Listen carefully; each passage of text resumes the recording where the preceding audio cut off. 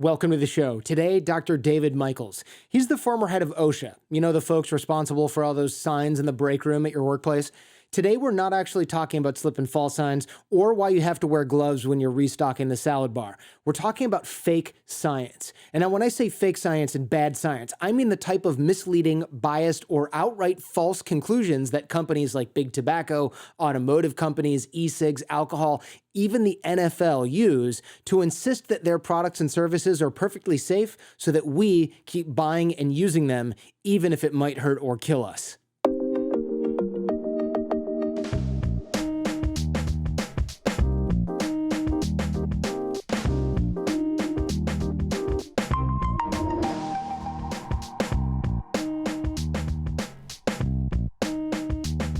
You were the head of OSHA, and I think a lot of people have heard of that. They're the people that are responsible for us putting up signs that say, you know, you must wear eye protection, or you could fall, or this is slippery, or, you know, this is what happens if you get something in your eye. But a lot of people don't really understand what that is beyond that. And I think if you're an employer, you complain about it. And if you're a worker, you just kind of deal with whatever it is, figuring it's for your own safety. How close am I? Yeah, no, that's right. I mean, OSHA, which actually is 50 years old this December, is the agency. It's a revolutionary agency in some ways. It gave workers the right to a safe workplace and said to every employer in the country, you have to provide a workplace free of recognized hazards. So the obvious things you see are things like signs, but if you go onto a construction site, everybody's wearing a hard hat. Right. And there's almost no asbestos exposure now, where 40, 50 years ago, there was just tons of asbestos around and caused tens of thousands of cases of cancer. And so OSHA's, this sort of invisible agency, but it issues standards that employers try to meet, and it's had a huge effect. When OSHA began, 37 workers were killed every day on the job in the United States. And that's down to, it's down to 14 a day. Well, that's before COVID. And 14 a day is still too many. But with a workforce twice as large, OSHA's really had a big impact. Yeah, that's it's kind of strange thinking that didn't exist before, where it was like, oh, if the person dies, we'll just hire another one. It's okay. That's exactly right. And if you were a worker and your boss said, go up on that roof, no fall protection, and you put up that antenna, you had no rights around that. But now the law says you have to have fall protection. And there are lots of things like that. Lots of chemical exposures that have been decreased, much safer working conditions. Of course, the big challenge now is infectious disease, and that's OSHA's got to deal with that as well. You mentioned in the book that OSHA is for safety, but it's not like your work environment is safe because of this. It's safer, but it's still not safe. And I wondered, as head of OSHA, what you meant by that, because it's like, well, wasn't that your entire job? Like, what's going on here? It's still not safe? Well, no, OSHA's job is to make sure employers provide a safe workplace. OSHA doesn't control workplaces. Of course, that's up to the employer. And we would tell employers that if you follow the OSHA rules, the workplace will be safer. But OSHA doesn't have a rule for every hazard. OSHA has some general principles, has some really specific rules about machine guarding or benzene. But there are lots of hazards out there that you can't predict. And it's up to employers to figure out what are their hazards and how you're going to fix them. The example I always like to give, because people remember it, the biggest press story about OSHA when I was running the agency for 7 years was SeaWorld, where you had a killer whale kill a trainer. Of course, OSHA doesn't have any standards for killer whales, but we still issued a citation against SeaWorld because we said, look, it's obvious that it's not safe to put a trainer in the water with a whale that's already killed 2 other people. So what I tell employers is you should follow the OSHA rules. That will make your workplace safer. But just because OSHA doesn't have a rule, that doesn't mean you shouldn't be taking every action you can to protect workers. And that's true right now around COVID-19. We have no rules about exposure to airborne infections, but we know if you don't make sure people are more than 6 feet apart, if you don't give them PPE, they're going to get sick. I know we could go on about this because it is kind of interesting that there's all these different regulations and holes in regulations, but we're here to talk about fake science, right? So let's talk about some fake science. This is something that I think a lot of people have heard of before, but we don't necessarily know how deep it goes. Have you ever seen Thank You for Smoking? Of course, I read the book. I loved the movie. I figured that was right in Yeah, your yeah. wheelhouse. So, for those of you who don't know, thank you for smoking, and you can correct me here because it's been like a decade. But this was a publicist, I think, that worked for Big Tobacco, and his job was to spin tobacco as safe or at least not dangerous. And so at one point, some activists kidnap him and throw him in the back of a van, and they stick like 100 nicotine patches on him, and he barely survives. And he goes, "Smoking saved my life. If I hadn't been a smoker, I wouldn't have built a tolerance up to all that nicotine, and those patches would have killed me. Thank God I smoked for so long. You know, truly it saved me in this instance." And we're supposed to sort of sit there and go, "Come on, man," because his whole job is to just put a bald-faced lie and spin on this. And that's okay. He's a publicist or a PR person. That's what those guys do. Not always negatively, usually for good. But in his case, he was supporting the company that hired him. But this is a whole different level, right? Fake science is a whole different level. It's not saying the sky is green when the sky is blue and everyone else can see it, and I'm just the a-hole that's sort of tasked with lying to everyone. This is, hey, I'm a scientist, and I'm going to throw uncertainty, fear, doubt into the data that is just garbage science in many ways, because I'm getting paid and I want a new car. So I'm going to tell everyone that asbestos in baby powder or whatever is just not that big of a deal. And I don't care if your kid dies, or I do, but I'm going to lie to myself and say it never happens. Yeah, that's a good summary of a lot of what I'm talking about. Thank You for Smoking, of course, was fiction written by Chris Buckley, Didn't know that. who's a yeah, no, he's a satirist, and he really captured it and took it to the extreme. There's another recent movie, Dark Waters, all about the chemicals that are used in Teflon and Gore-Tex and Scotchgard, which all of us are exposed to. And I have a chapter in the book on that. And it's sort of the same story. It's not as funny, of course, and it's not as extreme, but you have a chemical that increases risk of cancer, immune function disorders. And the companies who manufacture this, and DuPont and then 3M, hire some scientists to essentially say the science is terrible, even though a lot of the science that shows those relationships was done by scientists paid for by DuPont. But once the results came in, it's in the interest of companies that are fighting off regulation or fighting litigation to essentially manufacture uncertainty. I don't think those scientists necessarily believe that they're lying, but they've convinced themselves that these chemicals just aren't very dangerous. So everything they say says, well, all the other studies are wrong. These chemicals are safe. And so then you end up having sort of dueling scientists.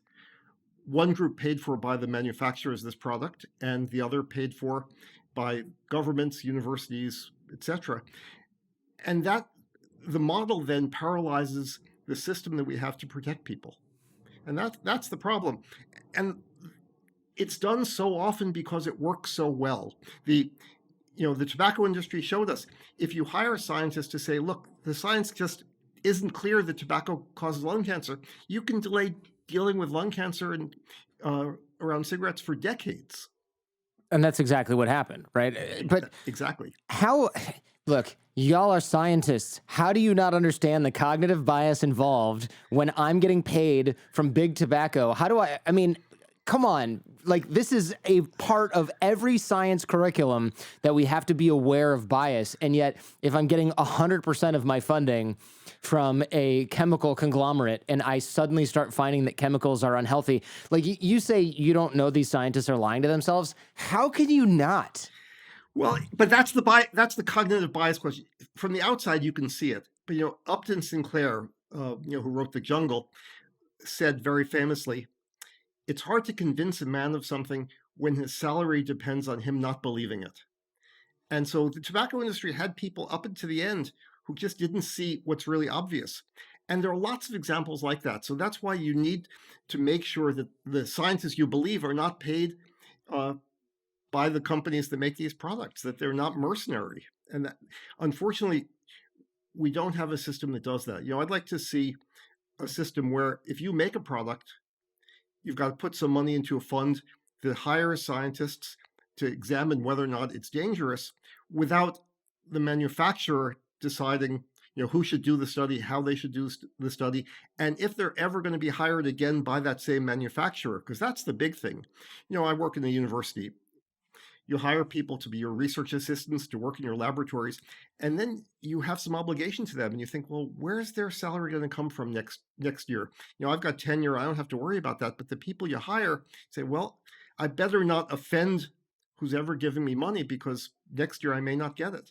And so that system leads to essentially biased science.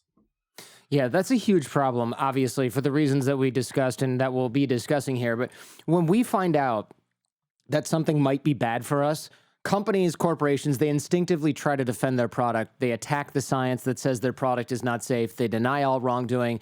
I was horrified by the chapter in your book about, I think it was Scotchgard, where something like, I don't know, what is it, 95% of humanity has this in their body or something like that. I'm exaggerating maybe, am I? No, unfortunately you're not. And certainly in the United States, it's beyond 95%. And that's the chemicals that are in Scotchgard and Teflon and, sometimes in dental floss. I mean, these are widely used. Dental floss? I put that in my mouth every day. As do I. But, you have this miraculous, on some level, set of chemicals which have these fluorine bonds that separate oil and water. And so they're great for certain things, for waterproofing and cooking. But it turns out they cause a lot of illness. And at the factories where they make this stuff, it's very clear they cause a lot of illness. And now the big problem, and this is across the country, there are water systems in every single part of the country, in every single state. They're contaminated because these same chemicals are used in firefighting foam on Air Force bases, on airports. People don't want it in their water supply because we can see that if your water supply is contaminated with these chemicals, it increases your risk of a bunch of different diseases. The companies are fighting the science because they'll have to clean it up. They'll have to pay for the cleanup, and that's really a big cost. And so you've got this mammoth fight going on. But the fight ends up being around the science. Because just like tobacco, once you acknowledge that tobacco causes lung cancer, then you've got to deal with the problem. If you could fight the science, if you could say, no, the scientists are all wrong, and that chemical is safe, or that chemical is only dangerous at huge amounts, then you don't have to clean it up. And you don't have to compensate people who you've made sick. Yeah, I got to tell you, speaking of OSHA, my uncle works I'm from Detroit, so my uncle works in like one of these painting places where they spray car bodies. And as if that weren't bad enough, last year, somehow the fire suppression system got triggered as well, and everyone was inside. And they don't have respirators, even in the painting shop. So they were breathing in the fire suppressant, and of course, every day he breathes in paint and solvents in the paint. So I worry about him a lot, man. I got to tell you. I mean, it's a ticking time bomb, I think. I would too. I mean, these chemicals don't cause effects overnight, but if you're exposed day in, day out for 10, 20 years, the risk really can be quite high. I think the thing that really disturbs me the most is, right, we expect corporations to deny, and this is, look, maybe the Overton window or whatever you want to call it, is my expectations are really low, right? We expect corporations to deny it. Probably I shouldn't, but my generation, we're sort of cynical enough to go like, the company's going to deny that this is bad. But what's really gross about this is we do not expect this from scientists, right? I want scientists, and we expect scientists to be honest with us. Like, that's why they freaking got into science in the first place, to discover the truth. And now they're just like, screw that. I'm going to lie to people for money. Like, PR people, yes. Lawyers, of which I am one, to be fair, yes, okay. We're going to advocate. We're going to say, but scientists, is nothing sacred? Come on, man. No, you've nailed exactly what this book is about, because people believe scientists, or they want to believe scientists. They know corporations will do whatever the corporations need to do, but the corporations know that if they could trot a scientist out, the tobacco industry called it Operation White Coat, that if you can bring a scientist to say, this is what I think, if nothing else, you've confused people because you have equal and opposite scientists. And that's the strategy for paralyzing any sort of protection program. But what's interesting, you mentioned attorneys. In some ways, what these scientists are doing are what attorneys are supposed to do. And we think it's ethical for attorneys to defend a defendant who might be accused of a heinous crime, but what every lawyer I know says, everybody deserves a defense, right? And that's Yeah, sort of everybody deserves zealous advocacy, right? Even if we know that they are probably a terrible person, we've set up our justice system so that the government has to meet a certain burden if we're going to put somebody in prison for life, even if they're horrible, right? And so even though it's unsaid, that's how we've set up our regulatory system. hmm So the government has to prove that a chemical is dangerous before they can do anything. That was the problem at OSHA. We have chemicals that I know are dangerous, but we don't have the bodies in the morgue yet. And when we do have the sick people, then industry comes and says, no, no, no, the studies aren't clear. And it could take literally 20 years before OSHA can issue a standard to protect workers. And that's because you begin with the presumption of innocence. And that presumption is absolutely fair in criminal court, but is absolutely wrong in public health. But the model is the same model. Yeah, that's quite disturbing because, of course, I don't want to put an innocent person away for life. Even if I'm a prosecutor, I really don't want to do that, right? A defense attorney, obviously, I want to get my client the best defense they can get, and if they're guilty, then I want to help see them through that.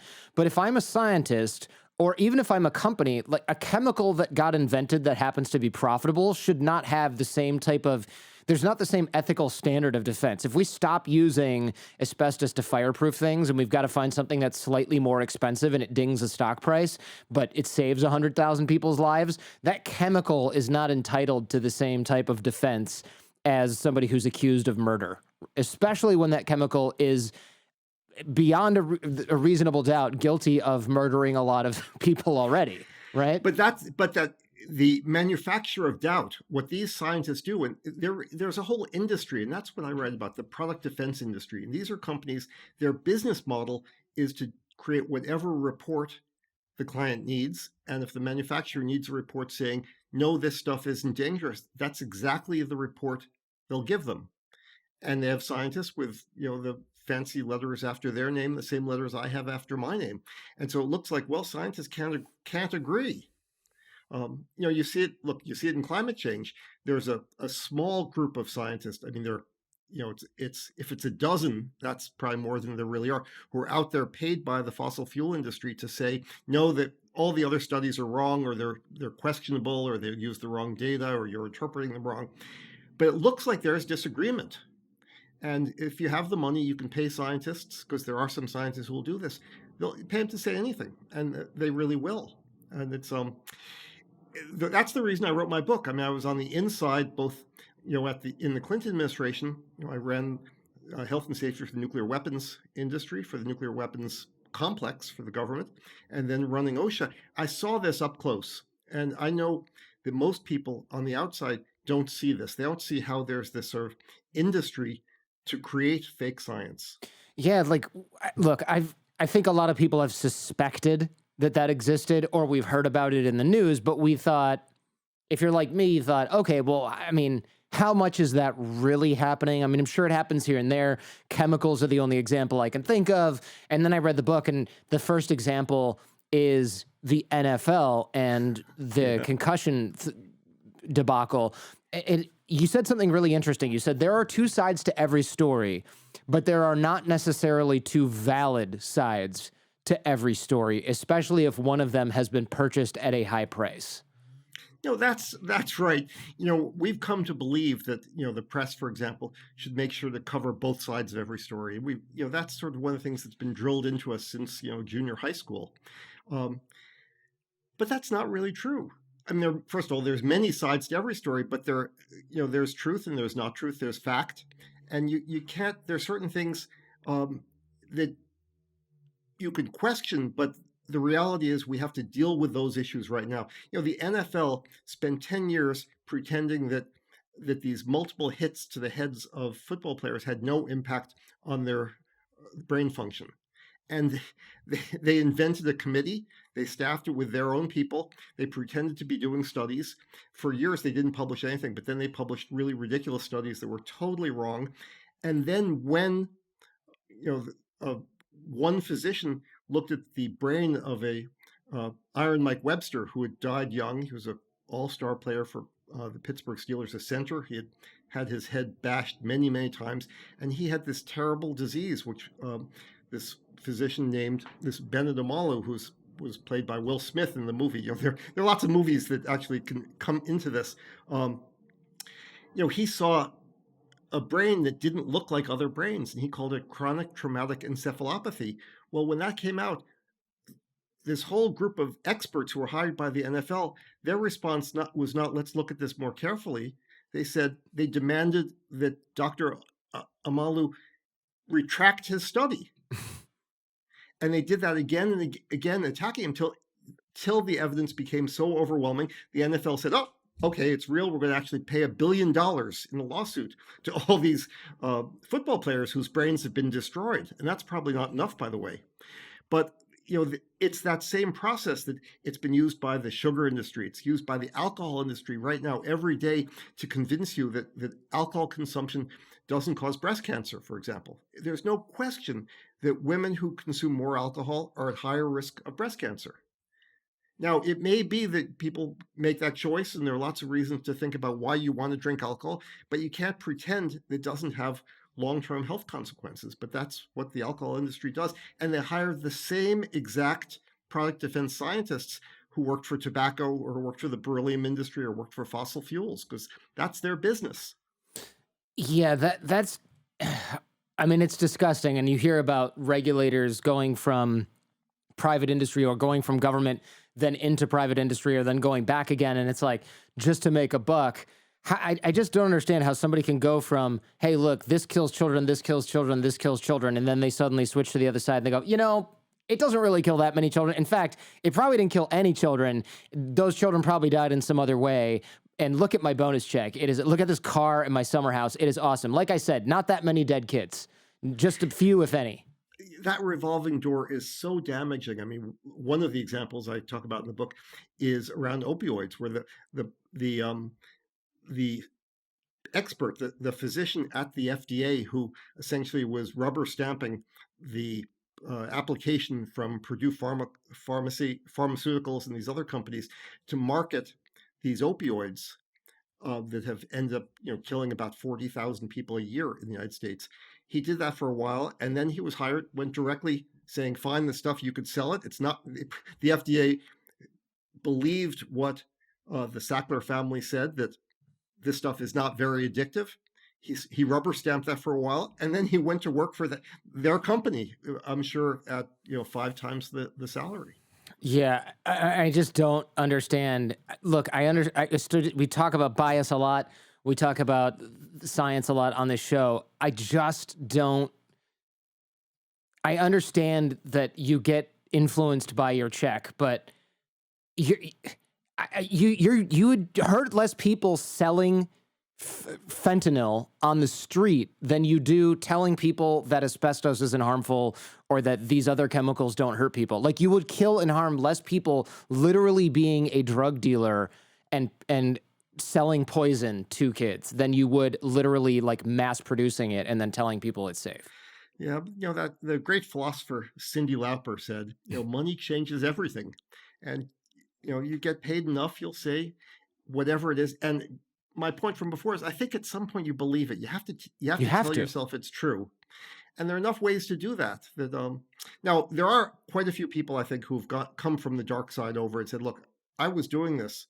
I was wrong. And certainly there are some, there are movies about that, The Insider and the tobacco industry fellow who came over and said, look, this is terrible. And he spilled the beans, and he made sure a large quantity of documents that were kept secret by the tobacco industry became public. And a lot of what we know about how this whole process works and how these scientists are hired and paid to manufacture doubt come from these tobacco documents. So we call it, in fact, the Tobacco Playbook, not that the tobacco industry was the first industry to use this approach, but because of these documents and the lawsuits that end up revealing literally millions of pages of memos and documents that all are public now. They're on University of California, San Francisco's website, and you could look at them.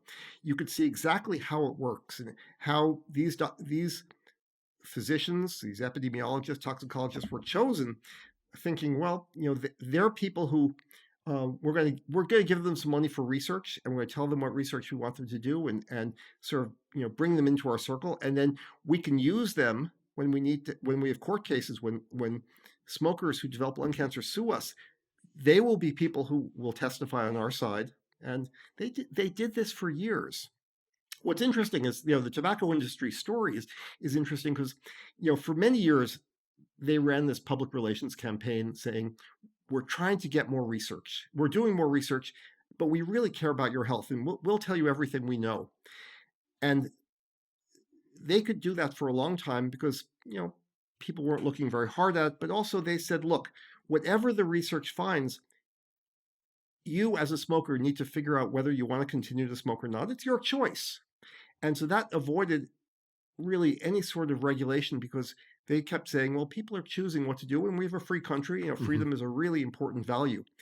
But when the studies started coming out showing that not just smokers, but non-smoking spouses of smokers were getting lung cancer, that really threatened the industry. And that's when they had to hire even more scientists and develop a lot of the tactics. Now they're used much more widely where, if the government does a study, what they will do is they will demand the raw data, and they will change the results around. And that's not hard to do. If you give me the raw data from a study that shows a relationship between an exposure and cancer, for example, I can take that raw data, I could put different assumptions into it, I could play with it and turn a positive study negative. And that's one of the tactics that they do. And then all of a sudden you have two studies. One says this causes cancer, and the other says it doesn't. And so what do? It's really it's impressive when you step back, but it's deadly when you realize what's really going on here. Yeah, look, make no mistake, this has nothing to do with advancing science. It has everything to do with convincing a jury to spare a corporation using flawed studies and analysis that are sometimes laundered through academia or credentials of people like yours, where look, he's an expert and he said that it's not always this way, so ignore the other 500 people that weren't paid by the company that say that it is and have more data.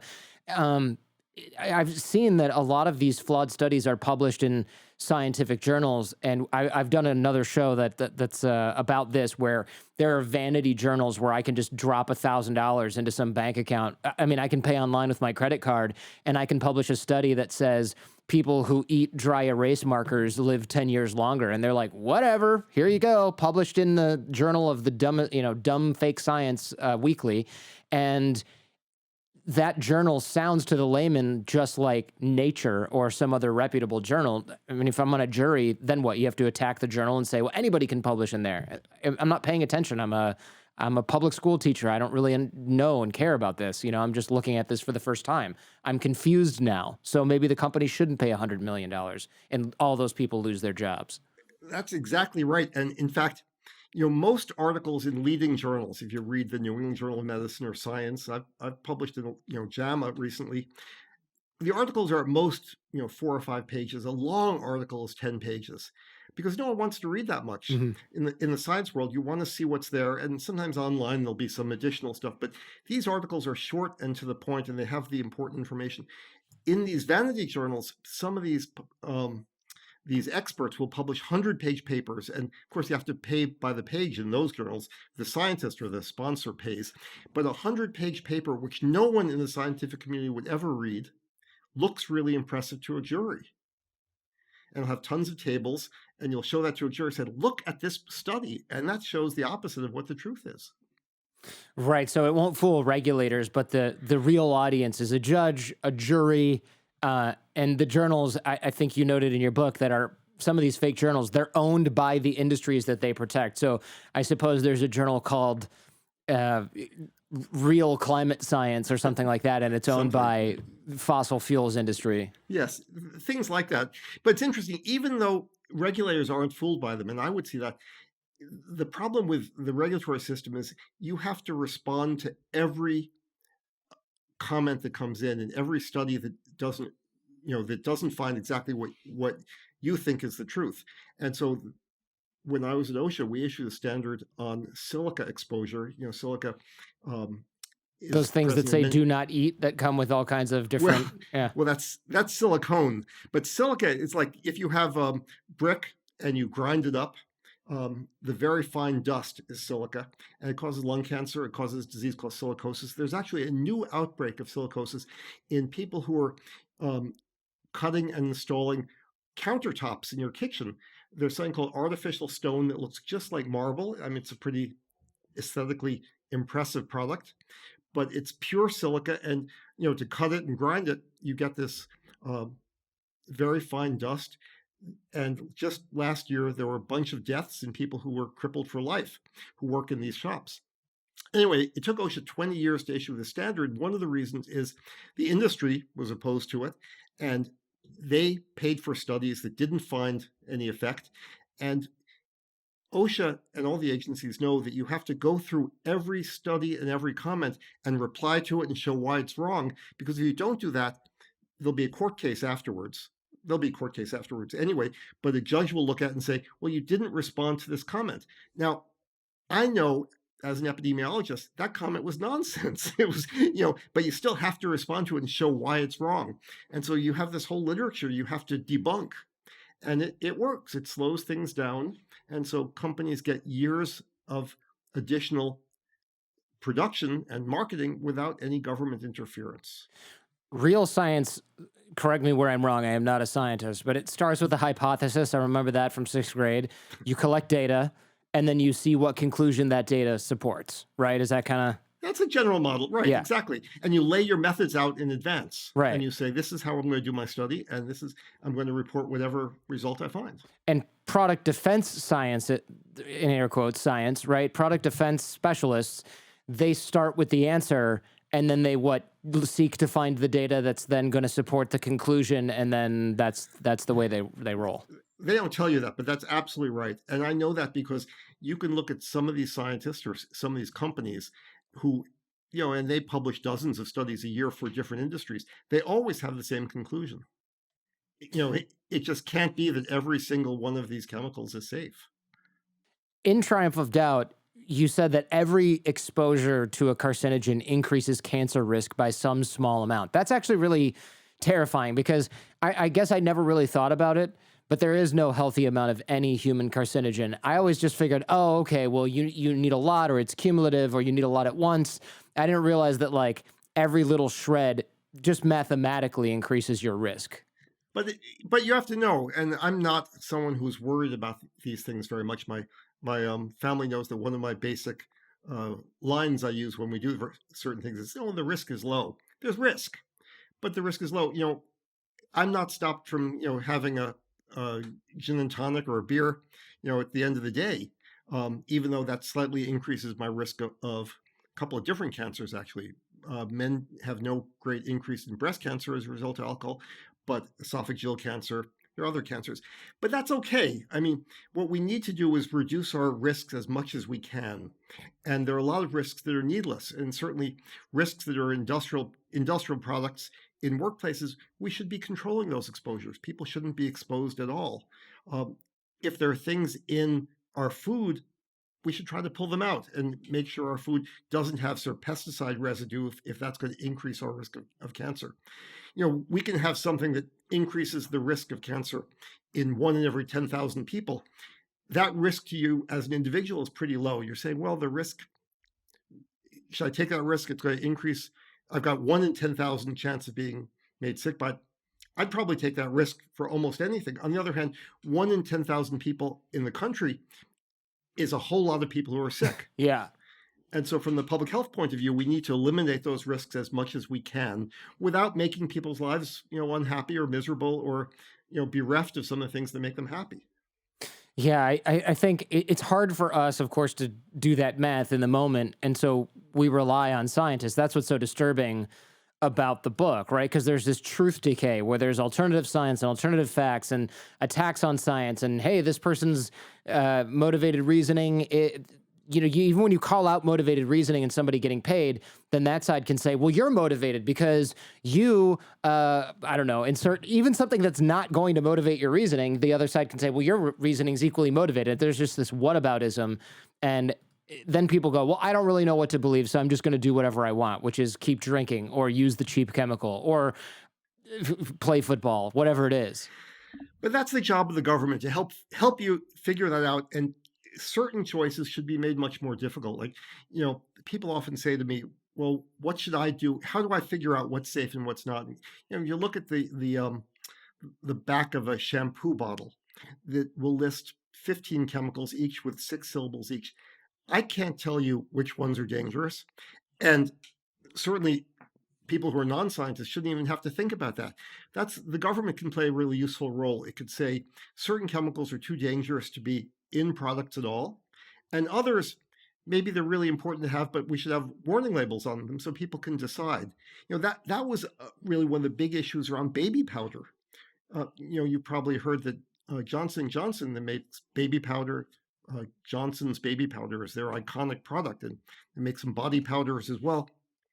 They actually they announced they were going to stop selling baby powder made with talcum powder in the United States and Canada. This is a product they've sold for 100 years. Right, it's at least. the symbol of the company, and everybody knows the smell. I mean, we all grew up with it. We put it on our kids. What happened there is, talc is a mineral. It's almost always present with asbestos when it's in the mountain and it's mined. So it's very difficult to make talc without asbestos. And even in the 1970s, mineralogists were saying to Johnson & Johnson and others, look, there's asbestos in your product. And the FDA tried to take that on in the 70s, and Johnson & Johnson and the industry pushed back very hard, and the FDA gave up because, these big companies are very powerful. And one of the things I write about in my book is in 2000, at the end of the George W. Bush administration, the beginning of the George W. Bush administration, excuse me, the National Toxicology Program, which is a branch, a sort of multi-agency branch of the U.S. government, looked at talcum powder and said, look, it's often with asbestos and it needs to be called cancer causing. And if they say that, then it doesn't, this is not a regulatory agency. It doesn't say you can't sell it, but by notifying the public that it causes cancer, that could change people's use patterns. So the industry hired some of the same experts who worked for tobacco, literally, and they had done their reports for tobacco. Now they're working for Johnson & Johnson and the trade association representing consumer products. And what they did was they said, look, we've got to convince the scientists on the National Toxicology Program that there's too much uncertainty. And the memos that came out of a court case in that are really remarkable. One of them says, here's our strategy, time to come up with more confusion. And it was successful. And so we had another 20 years where people had no idea that this product had asbestos in it. Now, since then, there have been quite a few studies showing that there's a link between ovarian cancer and baby powder use, or body powder use. The science is not definitive. I've looked at lots of studies. Some say there is a relationship, some say there's not. But in any case, people weren't given the information they needed to know. They should have been told that this baby powder they were using had asbestos in it, and they could have used cornstarch or bought a product that was different. And as a result of that, though, Johnson & Johnson has had huge lawsuits. In fact, one lawsuit, the jurors awarded $4 billion in punitive damage against Johnson & Johnson for hiding the facts, for manipulating the science. And that's just, it's unfortunate. The company's paying the price. These people paid the price. These women who developed this disease, they might not have used baby powder, and maybe they wouldn't have cancer as a result. So it's a very big deal, and it's unfortunate that this is going on, and it's so frequent. And what's interesting, of course, is it comes up in movies all the time. You started with a movie. I don't know if people saw Dark Waters, but that was a movie about the same issue, about the Teflon chemicals, about how companies hid the science, and eventually have paid out hundreds of millions of dollars, or will have to pay out hundreds of millions of dollars, because they've made people sick, and they hid the evidence. Yeah, that to me is the next level of sort of despicable behavior. Like if you're a massive company, you made billions of dollars off something, I wouldn't say it's totally forgivable that you didn't fund a bunch of science to see if it was safe. Like, yes, it should have been done, but will the company willingly sort of shoot themselves in the foot? Not necessarily. But once the science is in and then you're going, all right, bury this. Now you're just a freaking criminal bastard, in my opinion. That's right. And what's interesting is they don't use their own scientists. All these companies, DuPont, Johnson & Johnson, they have great scientists with real integrity who work for them. But when they run into a problem like this, there's a small group of these companies out there, these product defense firms. The one's called Gradient, ChemRisk, Exponent. That's their business. It's like when you're accused of murder, you better find the best criminal defense attorney. When it looks like one of their chemicals, one of their products could be making people sick, they know exactly who to go to. And all the memos show that. They say, these are the companies that are going to be friendly to us that'll give us what we want. Right. So it's not like they hire a company and the company goes, all right, well, don't tell them we're going to find in their favor because we want to curry favor. This is the executives going, who's going to give us the result we want, whether it's bullshit or not. That's exactly right. They know when they're going to court, they don't want an independent view. They want someone who will defend them, just like they hire a lawyer. And so that's why we need a system. And what I talk about in the book is say, okay, we've got to have independent science to make these evaluations. And then we have to trust those scientists. And there are a couple of models like this. There's an organization in Cambridge, Massachusetts, set up by the Environmental Protection Agency and the motor vehicle industry. Originally the auto companies, it's expanded now. It has truck companies, it has some oil companies, and they each put in half the money, the government and the corporations, and they hire scientists to do research. And it's actually pretty good. It's not perfect, but they do good research, and it's really independent. And those scientists know that they're getting the next grant is not dependent on giving this institution, it's called the Health Effects Institute, the results that they want. So we need to have that for chemicals. We need to have that for food. There is this incredible industry of fake studies in food. There's a really brilliant nutrition scientist at NYU, Marion Nestle, and she's written a lot of books on this. And she actually has, not to be confused with Nestle. Nestle, no, spelled the same, pronounced differently. That's got to be so. She probably has to explain that every day of her life. I'm sure. Anyway, she has an email that goes out every day with different things about the food industry and writing. But every week there's a different study done by, the pomegranate juice industry, saying, pomegranate juice, cures sterility. It puts hair on your head, and whatever else they can claim. And it's just amazing nonsense. And you just see this stuff, but it's all done for the press to promote, pistachios or cranberries or to help in court somewhere. I have a chapter on that, but her work is really remarkable. That she sees these, and it's a huge industry. And a lot of that actually is academic, because they're not so much going to court to defend a product because no one's suing the pistachio makers. But in this case, they want to convince you that whatever the food is, it's healthy, you're going to live longer, and therefore you should buy, whatever that food is, even though the studies are terrible. Yeah, buy this $6 glass bottle of pomegranate juice because it has antioxidants in it, which cure cancer, maybe, sorta, kinda, possibly. Well, that company was taken to court by the feds, and they had to they essentially had to retract all of their claims because they were unfounded. I think isn't the person who owns that, isn't she the wife of the almond guy who's taken all the California water as well? Yeah, I'm not on top of that story as I should be, but I believe it is. I believe there's a family.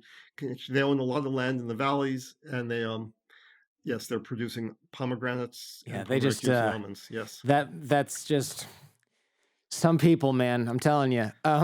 So the way that this happens, they misrepresent the data is one method that they come up. They sort of throw uncertainty in there, right? They say the data is incomplete, which you made a really interesting point in the book, which is any data literally anywhere in the world for anything is always incomplete. Like there's no such thing as a complete set of data. So you can always claim, hey, the data's incomplete on whether or not water hydrates you. You can really just throw that in as a part of the laundry list, right? Well, the big problem of studying sort of health impacts, the negative health effects of different exposures is you can't do the randomized trial. Right now, we're really interested in the COVID-19 vaccine. And so they make a trial of 30,000 people and they randomize them, and one group gets the vaccine and the other doesn't. They get something else. They think they've gotten a vaccine. They actually get a shot. You can't do that with a toxic chemical. You can't say we're gonna take 30,000 people and give half of them something that we want to know if it's toxic, and half something that looks like it but isn't toxic, and then follow them for 10 years or 20 years, see who gets sick.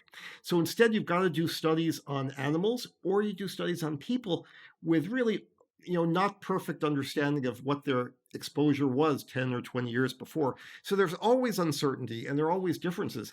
But if you want to protect the public, the basic principle is that you have to institute your protections on the best available evidence we have at the time. If it looks like something could be dangerous, you don't want to say, well, let's wait 15 years to figure out if this really kills a lot of people. And then lie about it for 15 more years. Right. But even if you step aside and you say, we're going to wait until all these studies are done, that's wrong. You got to say, look, there's some indications here. Unless we really need to, if we need this chemical for some reason, or we need this food for some reason, or this pesticide, if we can't get rid of it, let's figure out how to reduce exposure to warn people. But if it's looking like it's going to get people sick, let's not fight over the science. There's enough indication to pull it now. Of course, that's what's so hard to do. And industry has so much power, especially right now in the Trump administration. There are another sort of tragic example occurred in the last few weeks. There's a pesticide called chlorpyrifos. And chlorpyrifos is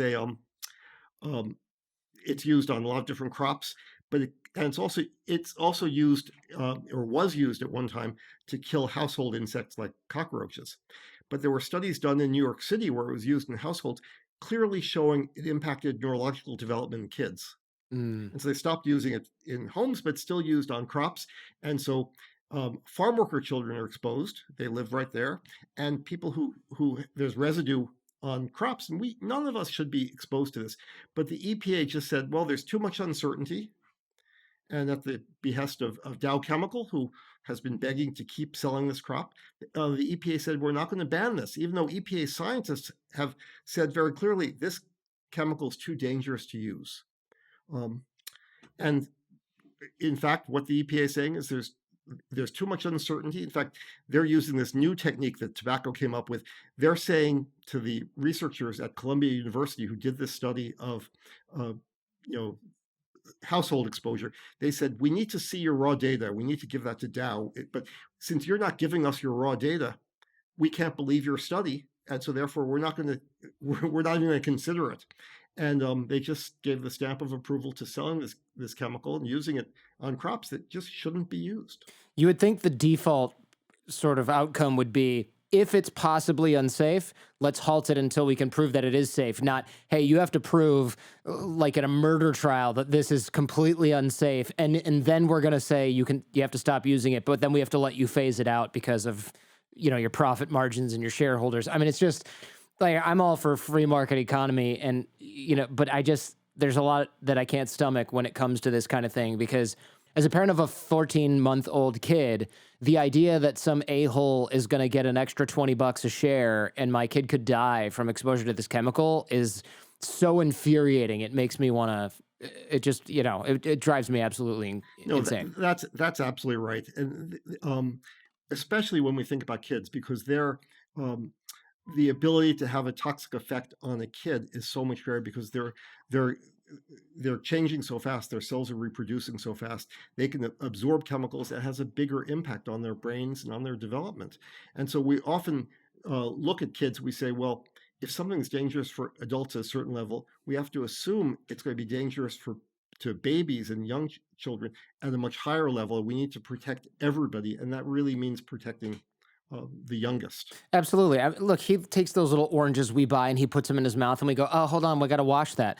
I would be murderously angry if I found out that there was a chemical on every single one of those things that is damaging his brain. Obviously, we wash things like that because you don't know what's on there. But like, if someone's deliberately spraying that on every orange that I'm peeling and giving to him and I'm feeding it to him, it just makes me want to fly off the handle. Yeah, Jordan, you've made a really important point. You can't know what's on that orange, and you shouldn't have to know. You should be able to live your life assuming that that orange is safe and isn't going to hurt you or your kid. That's why you need a strong environmental protection system in the government. It can't rely on you making decisions because you don't want to spend your time thinking about that, and it's too complicated for most individuals. And that's what's really run down in the United States. Though, as bad as it is now, and I think it's really problematic, I don't blame President Trump alone. In fact, I think on one level, he's done us a favor. You know, I think in recent years, the Environmental Protection Agency has been decimated. A lot of the best people have left. The rules that protect people are being rolled back. The same is true for OSHA and other agencies, but it wasn't very good 5 years ago. The agencies were set up with this presumption of innocence, with all sorts of difficulties in moving forward. I think now, when we have to think about how we're going to rebuild our system of protecting people, we have to look and see what mistakes did we make in the past. One I think everybody's aware of is, the 737 MAX jet. Is that the That one that had a defect in it that was crashing or something like that? That's right. It crashed twice. Two different planes went down, killed 350 people. And it came out after that, the FAA had essentially outsourced safety oversight to Boeing. And of course, the folks at Boeing were under great pressure. I don't think any of them said, I'm going to cut this corner and people are going to die. But you have to have independent oversight for safety.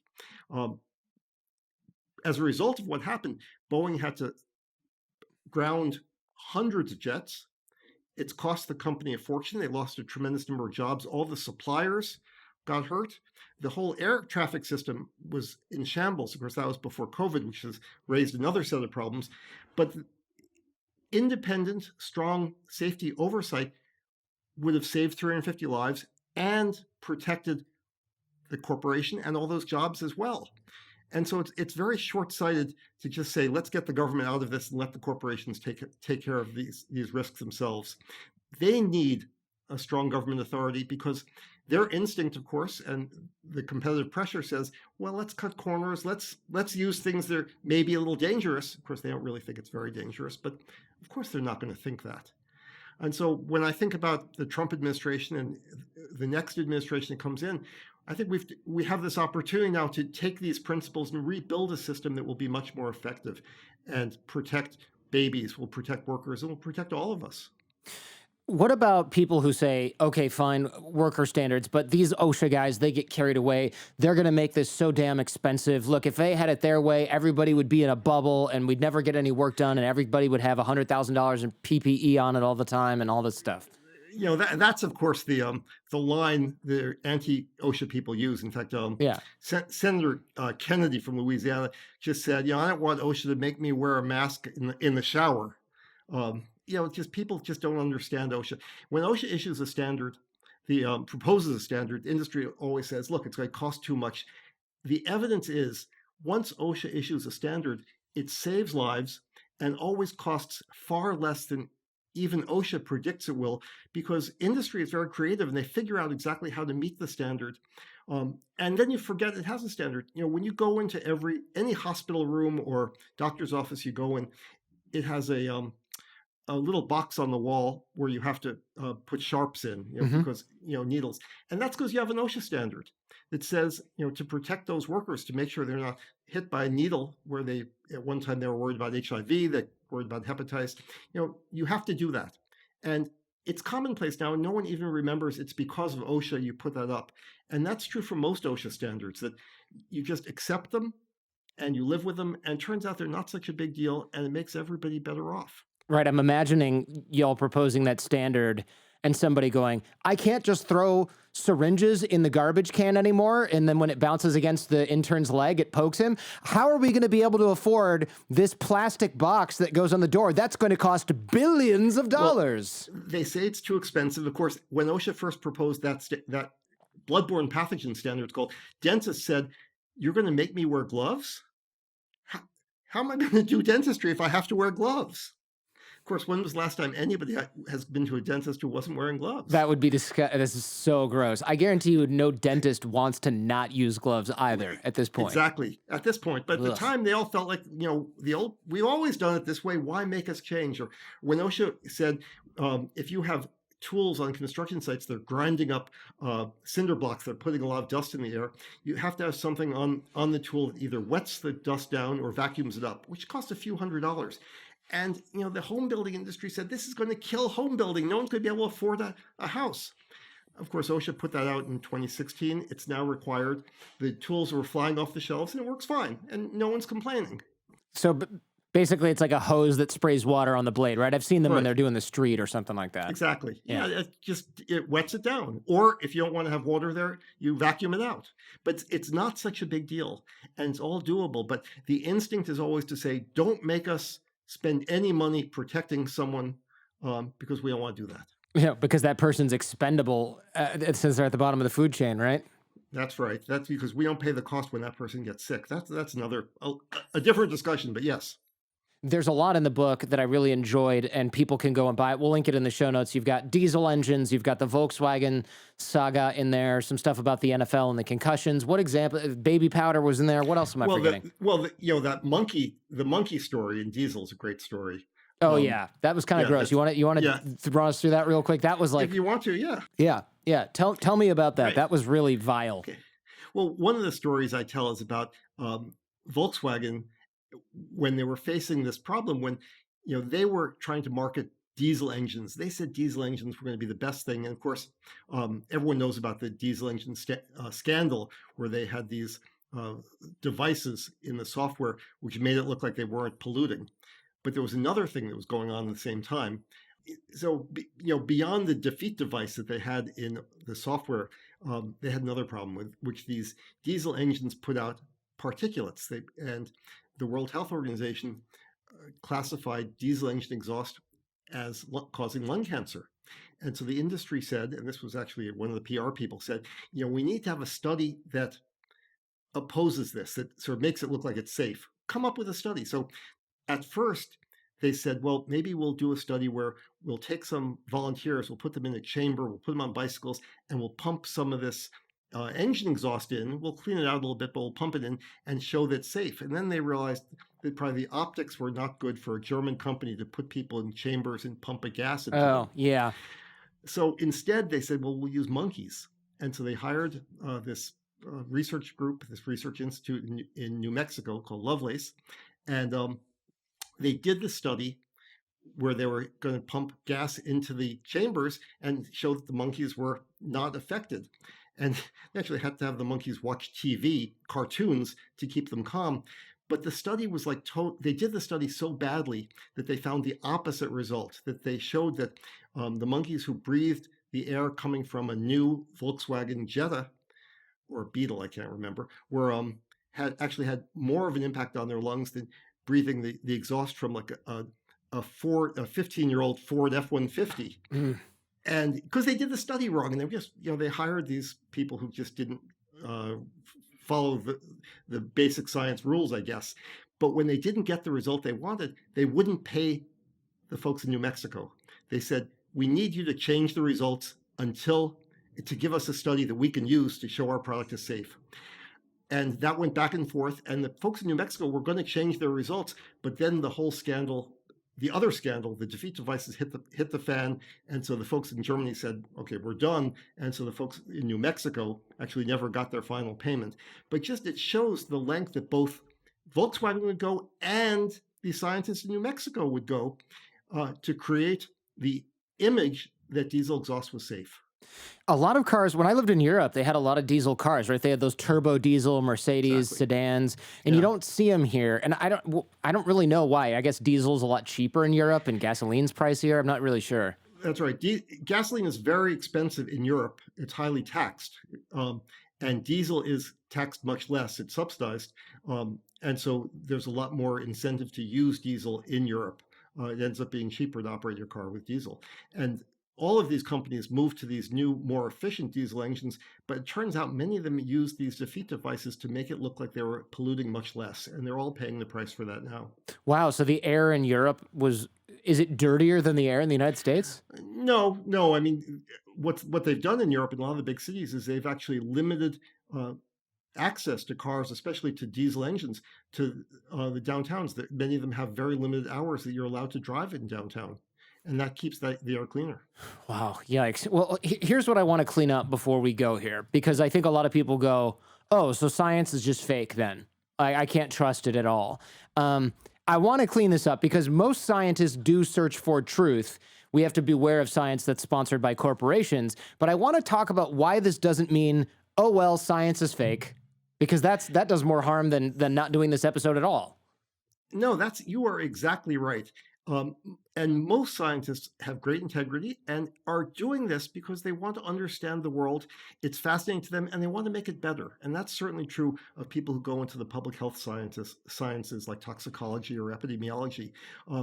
And they work really hard, often for not as much money as they'd make if they were in business or as attorneys, but they love the idea of inquiry.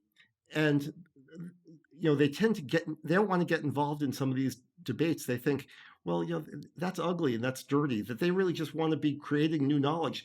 They're often dragged in because then you have these unfortunate, really mercenary scientists who end up, opposing their work and contradicting the work of all these scientists who are quite independent and honest. And it's when they're forced to do that, it sort of opens their eyes and says, boy, in the real world, some of this stuff gets really difficult. But most science is well done. It's not perfect, but it's done by people with real integrity who want to, make the world a better place. Dr. David Michaels, thank you so much. I think, look, it's scary to think that some of the science we read is fake. And as a lot of paranoid people say, follow the money. But that's even hard to do, right? Because then we go, well, it's the big corporation. No, it's the government wants us to have to buy more safety stuff. So there's even that argument on both sides. That's what the subtitle of my book, Dark Money and the Science of Deception. That's absolutely right. Dr. David Michaels, thank you so much. The book will be linked in the show notes. I really appreciate your time. This is really interesting. I enjoyed this tremendously. Stay safe, Jordan. Thanks for watching. There's plenty more in the Jordan Harbinger Show podcast feed. There's a lot of episodes that don't even make it to YouTube. You can find that in Apple Podcasts, Spotify, or wherever you listen to podcasts. Now click here for an interview with Harry Hursty, who hacked election machines and tells us why we need to be very careful of smart homes and other electronic devices, especially ones that we use inside our democracy. Click here for an interview with Michael McFaul, former ambassador to Russia, an amazing guy with a lot of really interesting stories. Of course, click right here to subscribe to the channel.